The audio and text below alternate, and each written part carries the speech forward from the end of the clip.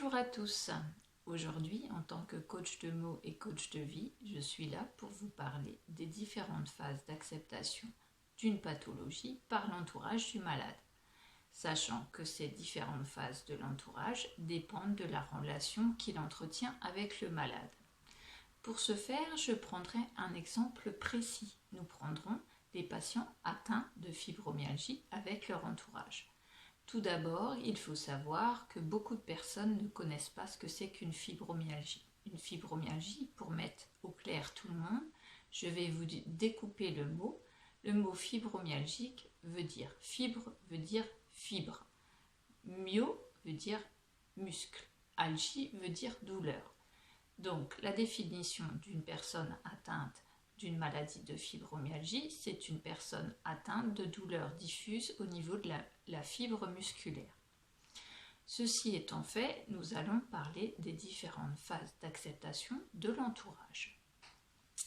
Alors, comme toute pathologie, puisque toute pathologie a différentes phases identiques, il y a le choc. Le choc de l'entourage quand la personne malade apprend à son entourage qu'il souffre d'une pathologie. Ce choc se définit par une question de l'entourage bien souvent. C'est qu'est-ce que ça va changer cette maladie dans notre relation? En effet, c'est ce que l'entourage se demande en priorité. Après ce choc, il y a aussi le déni. Mais je comprends pas, il est malade et il arrive quand même à faire ça.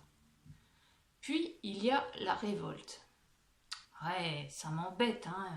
Il est malade et au final, rien ne se passe comme ça se passait avant. Puis il y a le marchandage. Ok, il est malade, il arrive à faire certaines choses, je suis obligée de l'aider pour faire d'autres choses, mais au final, j'y trouve quand même mon compte. Puis il y a la dépression. Ah ouais, mais il est malade, mais ce qu'il n'arrive pas à faire dans notre relation qu'il faisait avant, j'ai quand même une perte par rapport à ça.